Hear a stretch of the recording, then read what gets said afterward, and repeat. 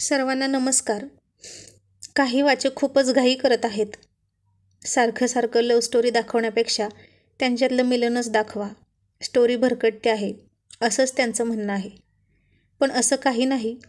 Story योग्य ट्रॅकवर आहे.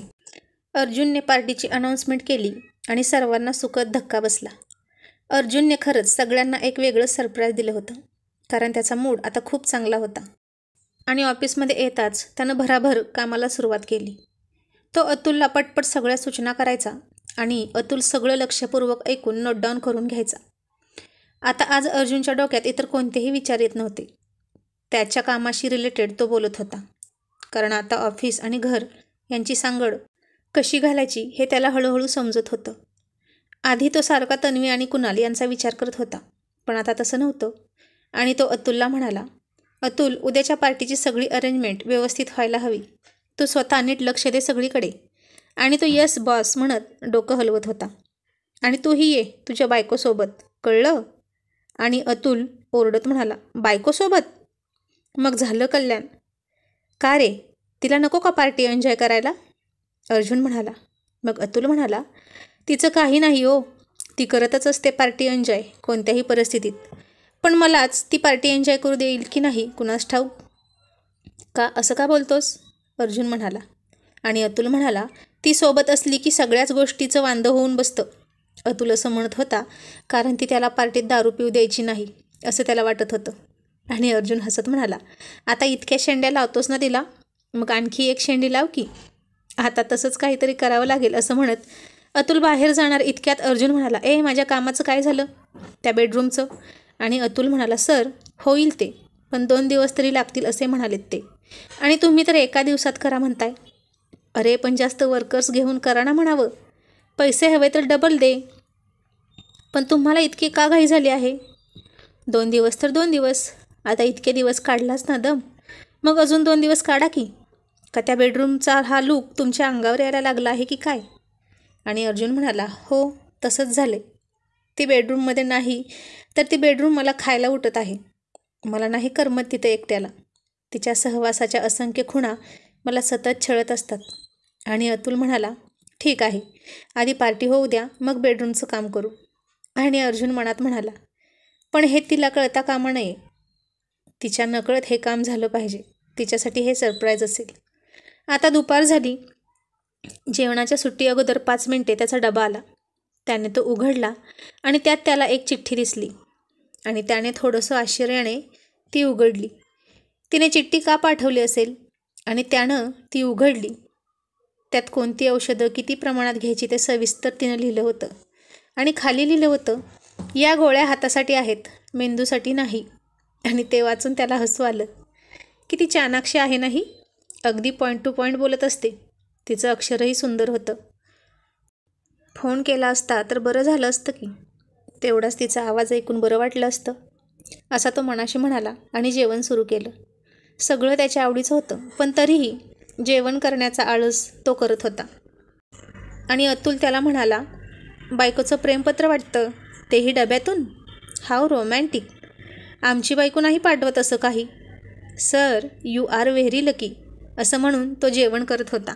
आणि अर्जुन मनात म्हणाला, हो लकी तर आहेच मी. मग अतुल म्हणाला, पण सर तुमचं आज जेवणात लक्ष नाही असं दिसतंय. जेवण आवडलं नाही की अजून दुसरं काही कारण आहे? हां, अजून दुसरं? छे, काहीच नाही. आणि जेवण पण छान आहे, अर्जुन म्हणाला. मग खात का नाही तुम्ही? अरे हो, मी विसरलोच होतो. काय विसरला होतास तू? अर्जुनने विचारलं. मग अतुल म्हणाला, हेच की, जेवण तर आवडीचं आहे, पण आवडीची व्यक्ती नाही ना समोर ते जेवण भरवायला. आता अर्जुन सरांना किती लाडाने खाऊ घातलं जायचं जेवण, तेही गुलू प्रेमाच्या गप्पा मारत. मग आता असं अचानक कसं खाऊ वाटेल? आणि अर्जुन हसत म्हणाला, तुला जातंय ना व्यवस्थित जेवण, मग खा आता गप्प. मला जाणारच हो, कारण मला सवय आहे माझ्याच हातानं खायची. मला कुठे कोण इतक्या प्रेमानं नाजूक हातानं भरवतं. माझे लाड नाहीत होत तुमच्या इतके. आमच्या नशिबी कायम तेलकट मळकट आणि कामाला बळकट असंच आहे. असं म्हणून अतुल फार वाईट तोंड करून म्हणाला. आणि अर्जुन खूप हसायला लागला. आणि हसता हसता त्याला ठसका लागला. अतुलने त्याला हळूहळू असं म्हणत पाणी दिलं. पाणी पिऊन अर्जुन वर बघायला लागला. तन्वीनं सांगितलं होतं तसं. आणि त्याचा ठसका थांबला आणि अतुल म्हणाला, हे पण बायकोनंच शिकवलेलं दिसतंय, हो ना? अर्जुन हसत हसत हो म्हणाला. पण सर, आता सुट्टी संपत आली जेवणाची, आवरा ना पटकन. काय करू रे, खाऊच वाटे ना. या कडू कडू गोळ्यांनी तोंडाची चव गेली आहे. मी एक काम करू शकतो, अतुल हसत म्हणाला. सर, मी तुम्हाला जेवण भरवू शकतो, पण तुमच्या तोंडाची गेलेली चव तुम्हाला घरीच जाऊन परत आणावी लागेल. ती काही मी परत आणू शकत नाही. आणि असं म्हणून अतुलने एक घास मोडून अर्जुनसमोर धरला आणि अर्जुनने तो घास खात असताना त्याचं बोट चावलं. आऊच, असं अतुल जोरात ओरडला. काय करताय तुम्ही सर? मग तुझी नौटंकी बंद कर आधी आणि खा पटकन. आणि अतुल मनात म्हणाला, असंच काहीतरी चावटपणा केला असेल वाघिणीसोबत, म्हणूनच तीही चावली असेल यांच्या हाताला. यांना तीच बरोबर वटणीवर आणेल. आणि दोघांनी जेवण केलं. आता अर्जुन आणि अतुल त्याच्या केबिनमध्ये होते.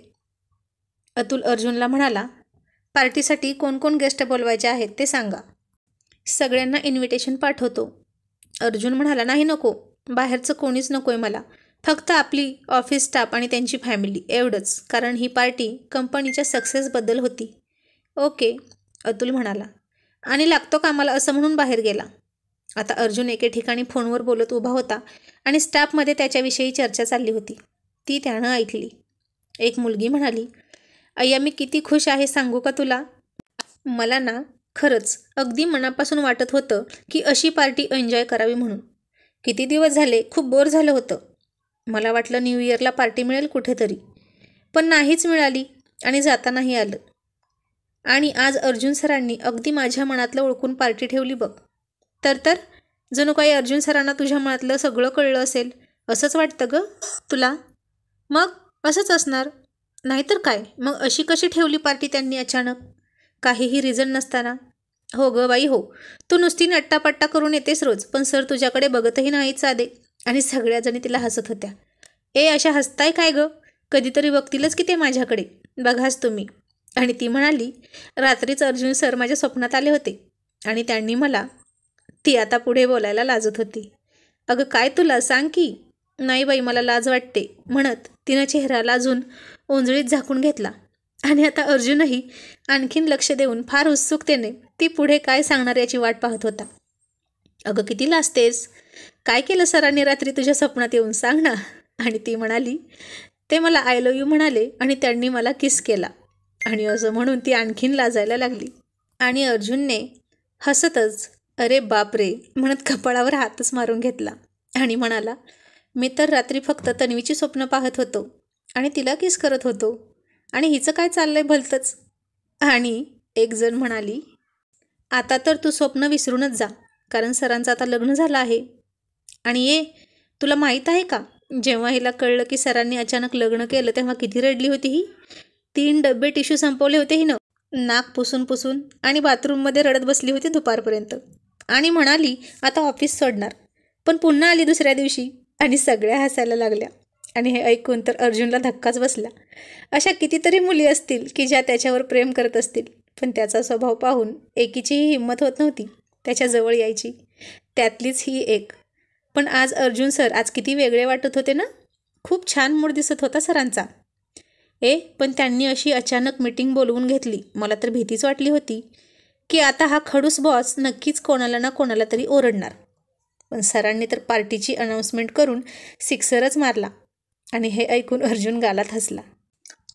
पण आजकाल सर किती बदलल्यासारखे वाटतात ना. इतके सुंदर, पण कपाळावर कायम आटे असायचे त्यांच्या. आधी किती खडूस मारक्या बायल्यासारखे वाटायचे, सारखं सारखं ओरडून बोलायचे.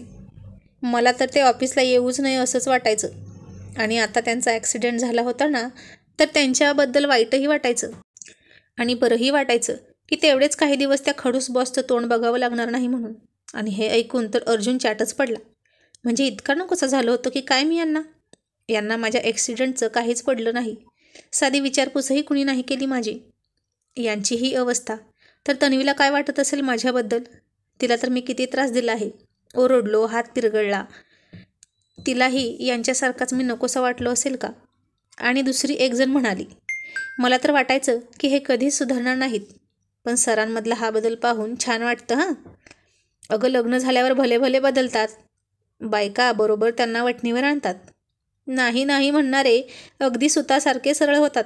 मग अर्जुन सर तर किस झाडकी पत्ती. त्यांनाही त्यांच्या बायकोनं असंच सुतासारखं सरळ केलेलं दिसतंय. बायकोपुढे देवांनी आणि ऋषीमुनींनी सुद्धा हात टेकले तर अर्जुन सर काय चीज आहेत असं म्हणून त्या सगळ्या हसत होत्या. आणि अर्जुनही गालात हसत होता. किती बोलतात ना या बायका. पण तन्वी कधीच इतकं बोलत नाही. ती किती शांत असते. पण काय माहीत, कदाचित तिला कोणाची संगत मिळाली तर तीही अशीच बडबडत राहील. आणि पुन्हा दुसरी म्हणाली, पण त्यांच्यातला हा सगळा बदल त्यांच्या बायकोमुळेच आहे बरं का. हो ना, इतक्या खडूस आणि जमदग्नीसारख्या तापट रागीट माणसाला हँडल करायचं म्हणजे सोपं काम नाही. खूपच हुशार आणि शांत स्वभावी बायको असेल बघ त्यांची. कारण अर्जुन सरांसारखं वादळ पदराला बांधून ठेवणारी बायको ही तितकीच शांत असावी.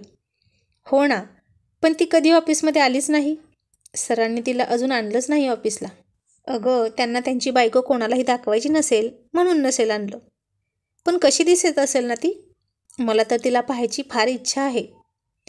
आता सर इतके हँडसम आहेत म्हटल्यावर त्यांची बायको पण तितकीच सुंदर असणार ना. त्यांना शोभेल अशीच, अगदी चंद्राची चांदणी. पण सर तिच्यासोबत कसे वागत असतील गं. कसे म्हणजे? अगं, पुरुषांचे खायचे दात वेगळे आणि दाखवायचे दात वेगळे असतात. इथं खडूस असणारे अर्जुन सर घरी बायकोच्या हाताखाली सगळं करत असतील बघ. आता आपल्याच अनुभवावरून बघ ना. हिचा नवरा तर रोज चहा करून देतो हिला, हो की नाही गं. हो मग, असं खूपच आत्मविश्वासानं म्हणून ती हसायला लागली. आणि अर्जुनवर प्रेम करणारी ती मुलगी म्हणाली, पण मला नाही असं वाटत सर बायकोला घाबरत असतील. ते फार डॅशिंग आहेत. ते इतरांपेक्षा वेगळे आहेत. हो, कळेलच की आता पार्टीमध्ये. दिसतीलच की मॅडम आणि सर दोघे एकत्र. मग बघूया की प्रत्यक्षच. आणि त्यांची ही चर्चा ऐकून अर्जुनला आनंद पण होत होता की त्या त्याच्या बायकोची स्तुती करत होत्या. आता आपल्या बायकोची स्तुती ऐकायला कोणाला नाही आवडणार. पण त्याला दुःख पण होत होतं की तिची स्तुती करण्याच्या नादात त्या त्याला खडूस, हिटलर, मार्काबैल असं काय काय म्हणत होत्या. त्याला त्यांनी हँडसम क्यूट विलन करून ठेवलं होतं आणि तन्वीला सुंदर हिरोईन. आणि हा विलन त्या सुंदर हिरोईनसोबत एकत्र राहत होता. संध्याकाळी अर्जुनने तन्वीला सांगितलं की उद्या पार्टी आहे. पण का पार्टी ठेवली आहे ते नाही सांगितलं. आणि ती फक्त बरं असं म्हणाली. पण तिला खरं तर दडपण आलं होतं आणि तिने कुणालला फोन केला आणि सगळं सांगितलं. मग कुणाल म्हणाला, मग इतकी का चेहरा पाडून तू बोलत आहेस. तू तर खूप आनंदात असायला हवं. आणि ती म्हणाली, आनंदात कसं राहू सांग ना. सगळं आहे माझ्याकडे. तो खूप प्रेम करतो माझ्यावर. पण आता हे पण सगळं सोडून दे बरं तन्वी आणि त्याच्यासोबत पार्टी एन्जॉय कर. का मी येऊ तुझ्या मागे मागे पार्टीत. नाही, नको. आधीच तुला पाहिलं की त्याचं डोकं फिरतं आणि त्याचा राग अनावर होतो. त्याच रागात ॲक्सिडेंट झाला आणि हात मोडला त्याचा, माहीत आहे ना. मला तर आणखी काही घडायला नको असं वाटतं आहे. वाटतंय ना तुला तसं. आणि त्याची काळजीही आहे. मग सांगून टाक ना त्याला सगळं खरं खरं. त्याची अजून परीक्षा का बघतेस. प्रेमासाठी एवढी अग्निपरीक्षा तर त्याला द्यावीच लागेल ना. आणि खरं काय आहे ते त्यानं शोधावं, माझ्यावर विश्वास ठेवून. मी नाही सांगणार त्याला काही. नाहीतर आता त्याचा गैरसमज दूर होईलही, पण पुन्हा असाच चिडून संशय घेत राहील. मला त्याचा हा स्वभाव मुळापासून उपटून टाकायचा आहे. त्यामुळे त्याला थोडा वेळ तर लागेलच ना. आणि तन्वीचं हे बोलणं ऐकून कुणाल काळजीत पडला. तन्वीला अर्जुनने तिच्यावर आणि कुणालवर केलेले घाणेरडे आरोप आठवत होते. आणि अर्जुन तिचं स्वप्न पाहत झोपला होता. आणि आज पार्टीचा दिवस होता. अतुलने नेहमीप्रमाणे सगळी तयारी अगदी जय्यत केली होती. पार्टी डेकोरेशन म्हटलं की अंगात भूत संचारल्यासारखा कामाला लागतो. तो फार उत्साही असतो अशा कामात आणि फार तरबेजही. अर्जुनने तन्वीला सांगितलं होतं की आपण पार्टीला जायचे. ती म्हणाली होती कसली पार्टी आहे. ती त्याच्यासोबत आज पहिल्यांदाच अशी बाहेर जाणार होती. पण त्यानं नीटसं काही सांगितलं नव्हतं. फक्त ऑफिस पार्टी आहे एवढंच म्हणाला तो.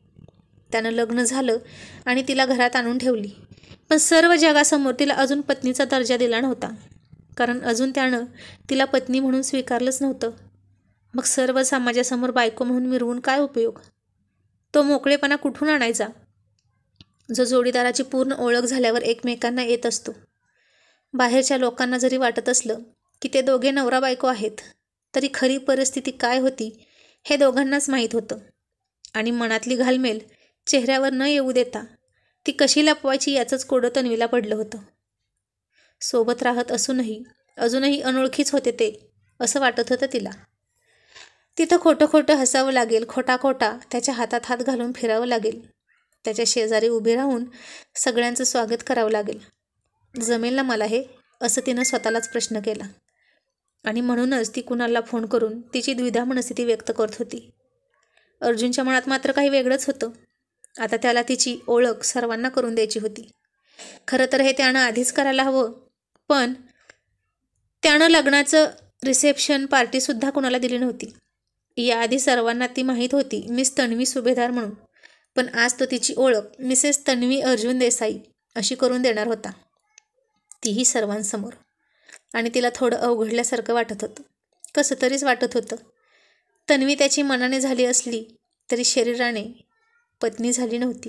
आणि मग किती अवघडल्यासारखं होईल तिला त्याच्यासोबत पार्टीत. तो खूप खुश दिसत होता, कारण त्यानं आज काहीतरी ठरवलं होतं त्याच्या मनाशीच. आणि जर तन्वीनं साथ दिली तर खरंच आज त्यांचं मिलन होणार हे निश्चित होतं.